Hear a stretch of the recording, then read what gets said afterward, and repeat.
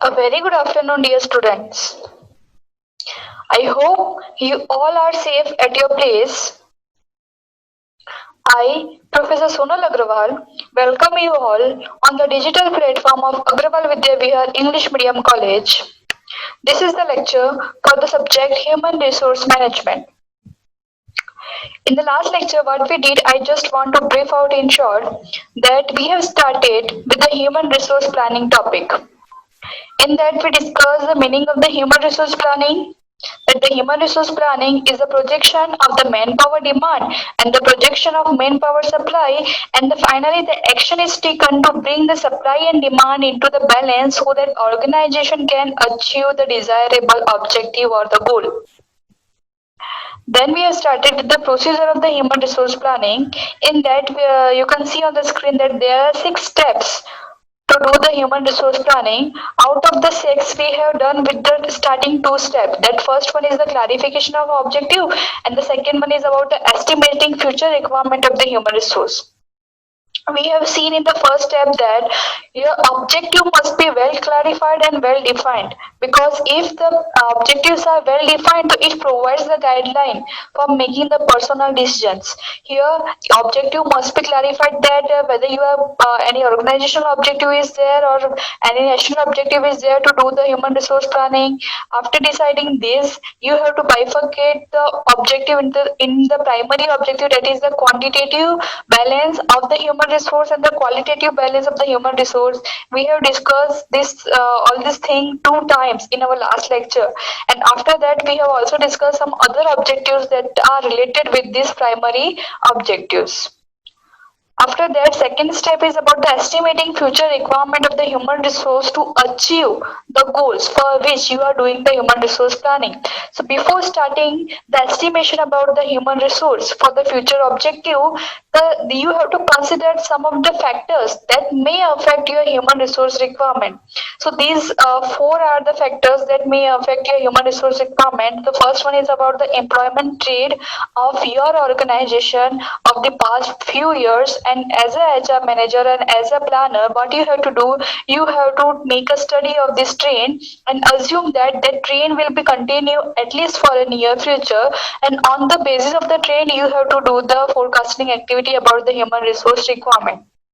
The second one is about the need for filling the vacancies. Every year, there are certain vacancies that arise in your organization due to many reasons. It may be the transfer, it may be the retirement, death, voluntary retirements, resignations, promotions, marriage of female employees. So many reasons are there. So at the time of planning about the human resource, you have to keep in mind this vacancies point of view also. And the third point is about the development, that if in your organization you are going to do any growth activity, or example, suppose expansion, diversification, you want to launch any new project or any new product in your product line. So at the time of doing the planning about the human resource requirement, you have to consider the growth rate also. Clear? And the lastly, the productivity that may affect with the help of technology that you are going to install in your organization. Suppose you want to install any automatic machines, of course the productivity will increase, the number of the human resource requirement is going to be reduced. So these all factors that may affect the human resource requirement, you have to consider first before doing the planning. Then the second thing, the question arises that how to forecast the human resource requirement. So these 2 are the methods to do the planning about the human resource. That first one is the workload analysis method, and the second one is the workforce analysis method. As we discussed in the last lecture, in the workload analysis method, the certain steps are there to do the planning about the human resource. This planning is based on the objective of sales, that what amount of sales you want to achieve in the near future.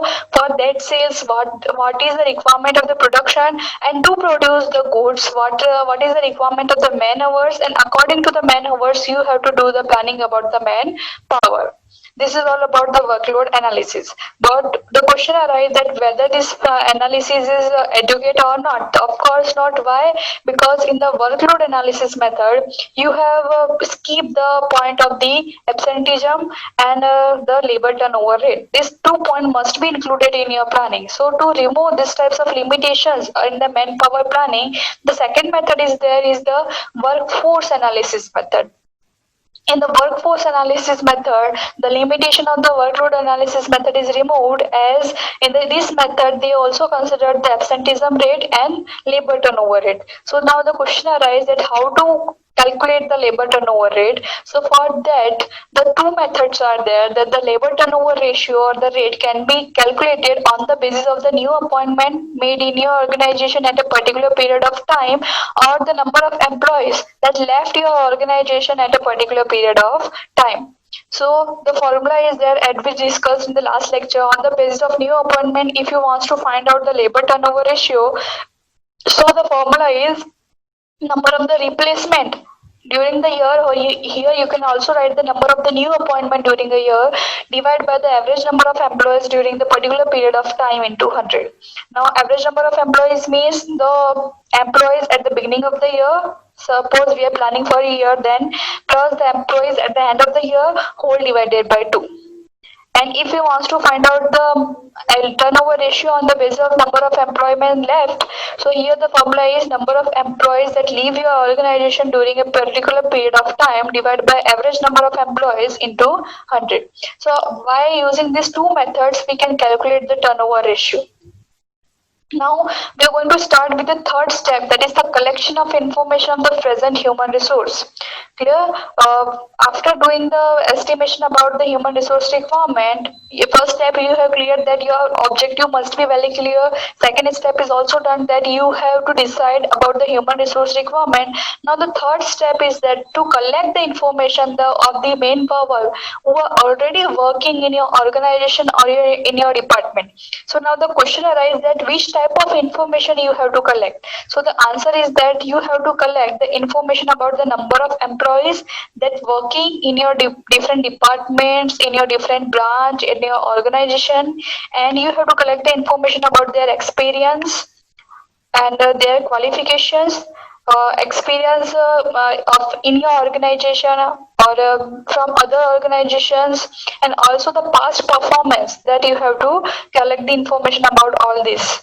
Means you can say that you can make a table about this information, that the number of employees working in different departments, different different branches, or you can say in your organization as a whole, the qualification they have, the experience they have, and what is the past performance of that employees in your organizations. After collecting this information, what you have to do now, you have to evaluate that the employees are able to fulfill the objective or not, which types of skills that require to be added at the present human resources or the inventory of the present human resources. So to collect this information, question arises how to collect these types of information. We require all this information. On the basis of this information, we are going to decide that now which types of skills are more required to achieve the objectives. So the question arises that how to collect the information about the present human resources. Clear? So to collect the information, some of the methods are there. So these three are the methods to collect the information about the present human resources that are working in your organization. In every organization, as you all know, that there is a department called the human resource department. With the help of this department, you can collect the information. But to collect the information, which method you are going to follow, that is more important. So these three are the methods that you have to follow. The first method is the manpower inventory method. The second one is the skill inventory method, and the third one is the human resource audit. Now let's discuss about it one by one. The first one is about the manpower inventory method. Just read the red line.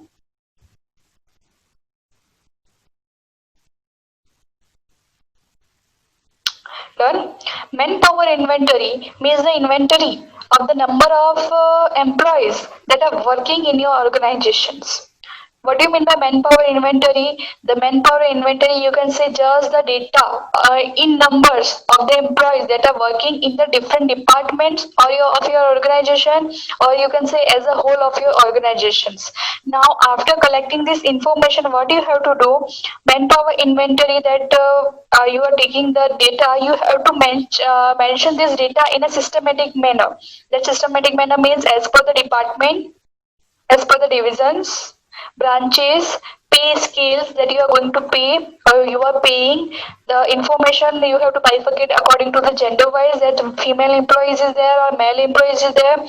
Again, you have to bifurcate this data according to the age, that you come to know that how many number of employees is going to retain in your organization for how many periods of the time, means you can come to idea about the future vacancies that may arise because of the retirement reasons, the period of job and the profession they are having. It means at a post they are doing the job, and of course the training procedure that they have undergone any training procedure or not. You have to collect the information in such a manner that this information is able to provide these all data. Here, after collecting these data, what you have to do, you have to prepare a table in a systematic manner and record all this thing, all this information. And after preparing this table, whatever changes place in a particular period of time, that changes must be recorded, whether weekly or monthly. The time period must may change. The time period may be decided by the planner according to the convenient time. So it is necessary that after preparing this table, whatever changes is placing in your organization regarding this human resource, all the changes must be recorded in the human resource inventory table that you have prepared. After recording all the changes for a particular period of time, what you have to do accordingly, you have to do the planning for the future manpower. Clear? Why? Because such a table, one from this table one can know that how many employees are there at present and how many new appointment will be required to fulfill the objectives. So to take the decisions about the new appointment that you are going to be do to achieve the objectives, this table will help you. So you have to collect the information what we did in the manpower inventory. First of all, collect the information of the number of employees that working in your different departments. Now, which type of information? So the information you have collected in such a manner that the information is able to provide the data about the second paragraph what we have written. And after collecting this all information, you have to prepare a table in a systematic manner. And after preparing this table, whatever changes place in the records that you have collected, because this preparation of table also takes time. It is not the work of 1 day or 2 day or 1 hour, 2 hours. It also takes time. So suppose you are able to prepare this table in a week or in a month. So after collecting this information, whatever changes place, you have to record the changes also. And after preparing the final table, according to the table that you have prepared about the manpower inventory of your organization, you have to take the decisions about the future manpower requirement. Yeah, so this is all about the manpower inventory method to collect the information about the human resources that already working in your organization, and on the basis of that information you are going to take the decisions about the new appointment that required to achieve the objectives. Now, the second method to collect the information regarding the manpower or the present human resources of your organization is skill inventories. Here, just read the first paragraph.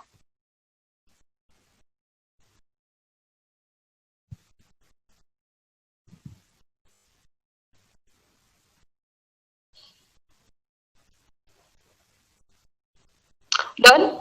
Skill inventories means to get the information of the employees that are working in the different departments, their skills, educational qualification, training procedure that they have undergone any training procedure or not, their past experience, choice of job, and the potential that they are having, and their knowledge of the foreign languages, etc. Means here in the skill inventory, you are focusing on the skill that the main power that the present main power of your organization is having.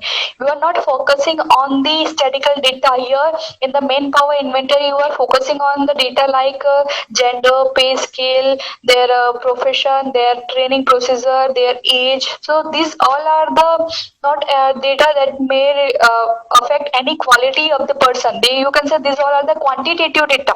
In the main power inventory, you are focusing on the quantitative data, but in the skill inventory, you are focusing on the qualitative data. So in the skill inventory, again, you have to collect the information about this all. Again, the same answer that you are able to collect this all information from the HRD department, human resource department.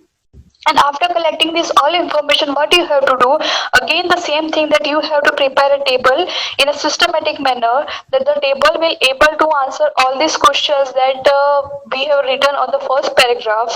After preparing this table, what the organization actually require, the organization requires skilled laborers or unskilled labor or the human resource or the semi-skilled employees. So to take the decisions regarding the unskilled and the semi-skilled employees are very easy. Why? Because these types of employees are available in the market very easily. But if you want to appoint the skilled employed, so you have to take the decisions accordingly, that what is the skill inventory you are already having, and what is the skill that more require to added on the current skill inventory to achieve the objectives. Clear? If you want to appoint any skilled person, means the person must be having the managerial skills.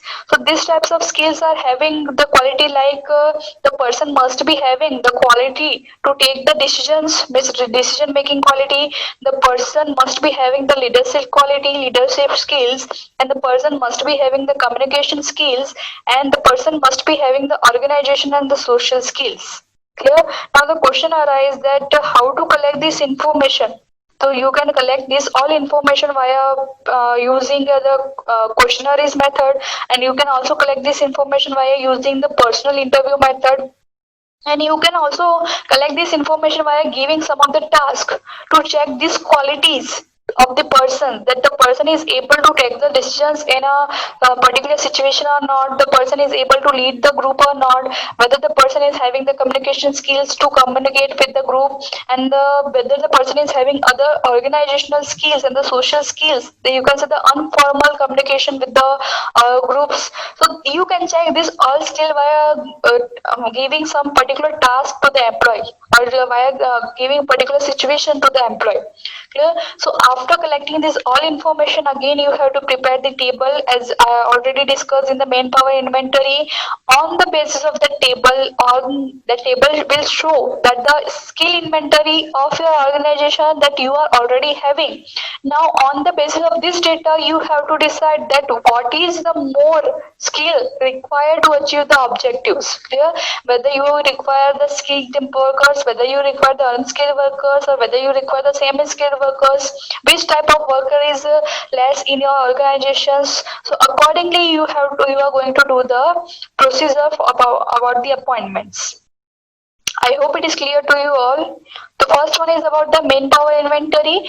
This focus on the quantitative data regarding the human resource, and the skill inventory is focused on the qualitative data of your human resource that are presently working in your organization. In both the methods, you have to collect the information and you have to prepare the table about the requirements that we have discussed, and on the basis of that table, you are going to take the decisions for the future main power requirement of your organization.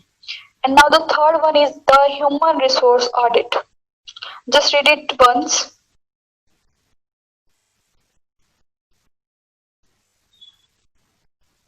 So what do you mean by the human resource audit? After collecting the information of the working staff, that we have collected the information via using the main power inventory method or via using the skill inventory method. You can choose any one of the method according to the choice of your planner, and according to that the particular method suits the objective of the organization that for which you are doing the planning procedure. So according to your objective you can choose the method, and after collecting the information of the working staff, what is important, that the scrutiny and the minute analysis is important. Just to collect the information is not enough. Without analyzing the information, the data is not useful for any planner. Clear? The analysis is very important part after collecting the information. So this analysis is also known as the human resource audit. So, why this types of audit is required? So, such a manpower audit will helps to know the employees ratio and the trained and the skills that they are having. And in the human resource audit, an effort is also made to find out the answer of certain questions. So, which types of questions are there? So, the question may be the that how many employees are removed and newly appointed. You want to know that what type of employees can be easily available or what type of employees are difficult to get, what is the proportion of absenteeism of your organization, what is the distribution of age-wise pay scale as we discussed in the manpower inventory, and has it and there is any relationship between absenteeism rate and the termination rate of the employees. Why do the workers leave your organization and go somewhere else?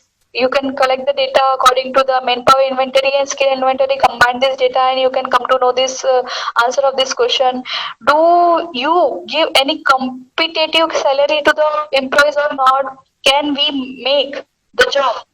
Can the planner make the job condition more attractive for the employees, and what is the cost of the training in terms of the time also, in terms of the efforts also, in terms of the money also. So after collecting this all information, you are able to answer these all questions as a planner. Clear? Why? Because as a planner, you have to prepare the plan and you have to present the plan in front of the board of the directors or the managers.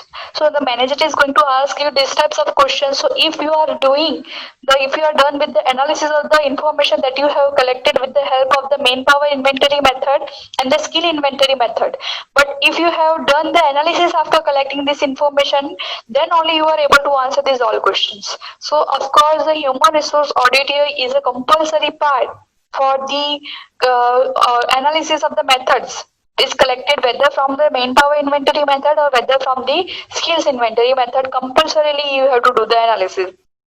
That you have collected the information, you have prepared the table also, but without analysis that table is not useful for you. Clear? You as a planner have to do the analysis.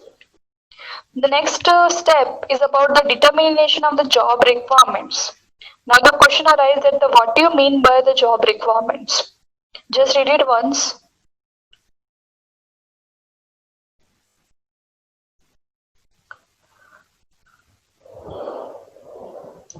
So the job requirements means the qualifications, qualities, experience and the skills that the person must be having for the satisfactory performance of the job.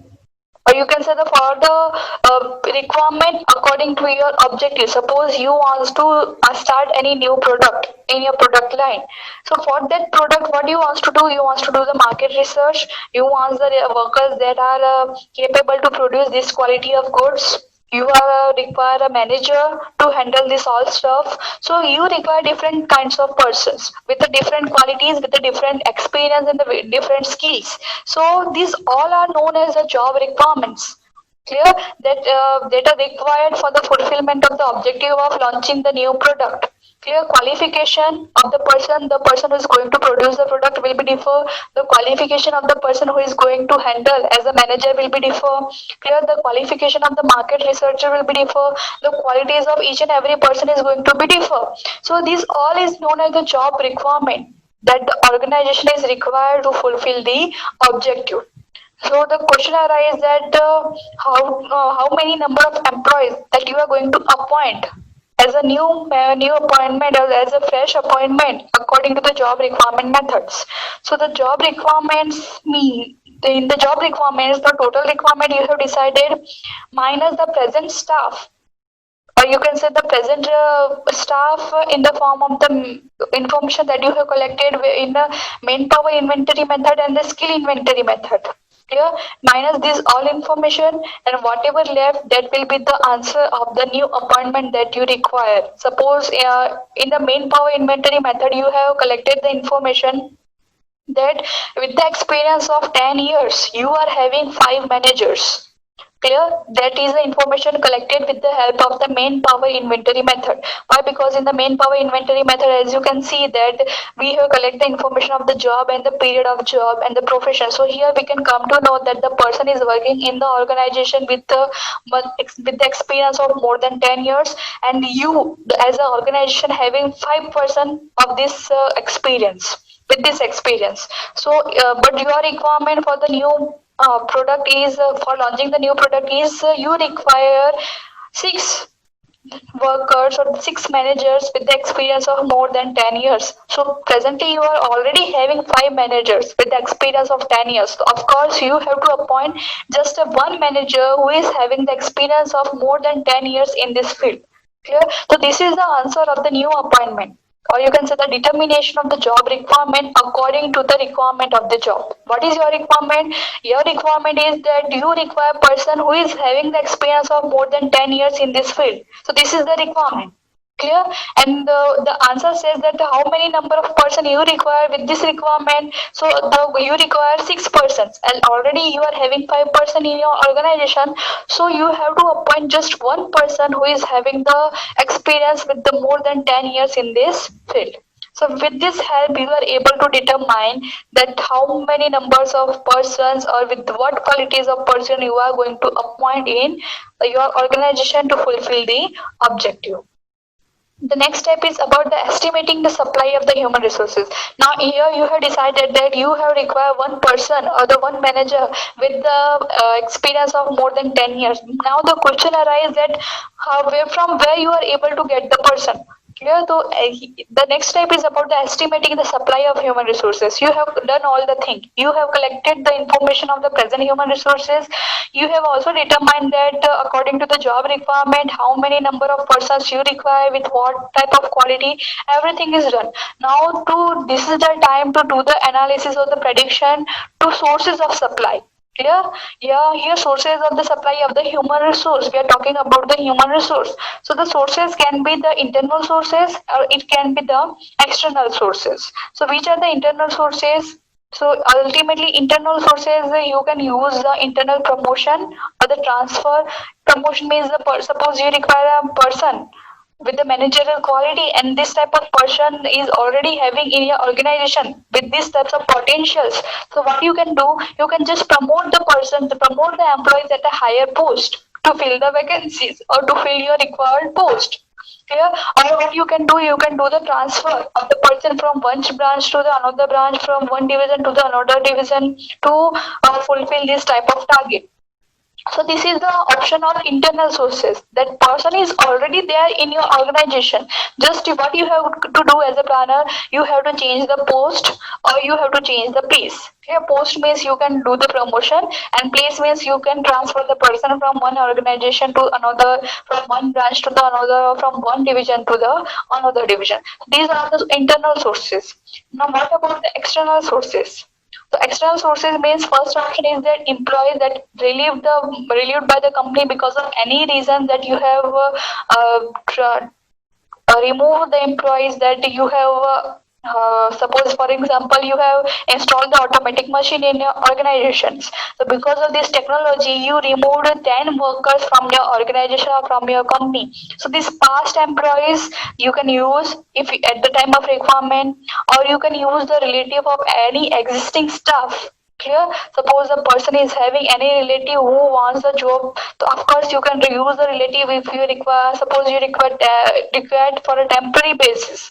Clear? So you can use the relatively. Of course, you can see that for in your organization, when the boom period is there, more number of workers required to do the production activity, especially the unskilled workers. So this objective is the best one that the workers can appoint the relatives of their clear manager generally wants to, what the manager will do, the manager will ask the workers that any relatives of workers are having and require this kind of the job. So of course if boom period is there, especially at the time of requirement of the unskilled worker, this is the best option, that the relative of existing staff.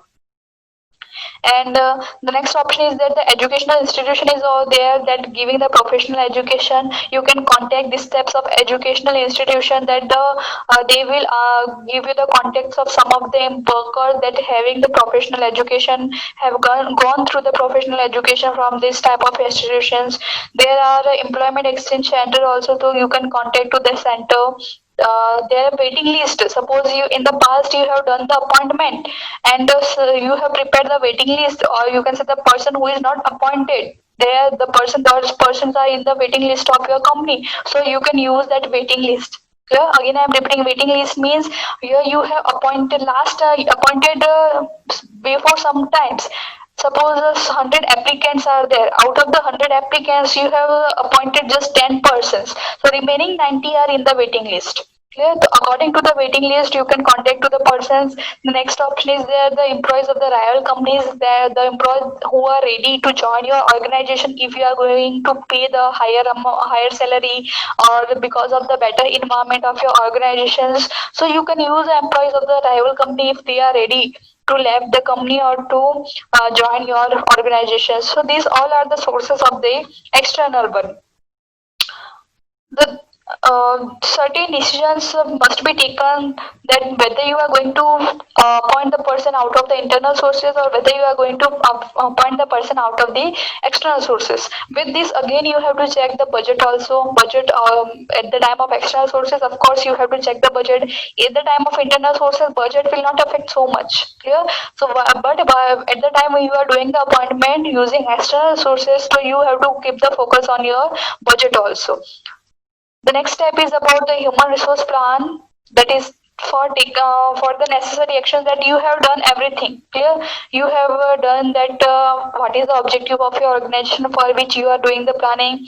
Then you have to done with the requirement of the human resource for the achievement of the objectives. After deciding the requirement, you have collected the information about the present human resource that are already working in the organization via using the manpower inventory method and the skill inventory method. And after that, you have done the human resource audit also. After that, you have determined the job requirement, that which type of person is required, and after that, you have decided the sources of supply also. Now, the time to take the action is there. You have to prepare a plan. That human resource plans here, HRP plans, includes the plans to transfer. If you have done the internal source, chosen the internal sources, promotion, retrenchment, recruitment, selection, and training. These all things are the part of the human resource. Whether you have chosen the internal sources or whether you have chosen the external sources, according to the decision that you have made, this all thing you have to decide. After deciding these all things, what you have to do as a planner, what you can do, that you have to implement all these plans. Clear? After implementing, what you have to do, you have to evaluate these all plans. When the process of the implementation is in progress, the appraisal or the evaluation is essential, is compulsory to do. Why? Because if any hurdle is there in the midway, so you as a planner can remove these hurdles if necessary. So the changes must be done if required according to the plan, according to the, you can you say the requirement of the environment or the requirement of the situation at the time of implementing the plan. But after changing, again you have to do the evaluation process to prevent the repetitive errors. Clear? And after doing the again the evaluation, ultimately whatever plan made by you via following these all methods. Clear? If you have done all the steps and you have done the analysis, and after that you have changed if required, and again you have done the evaluation, so ultimately your plan will be successful, or you can say the chances of success of plan will be very high. Why? Because all the cares are taken by you as a manager to implement these plans and to decide about the human resources, or you have followed the human resources recruitment procedures. Clear?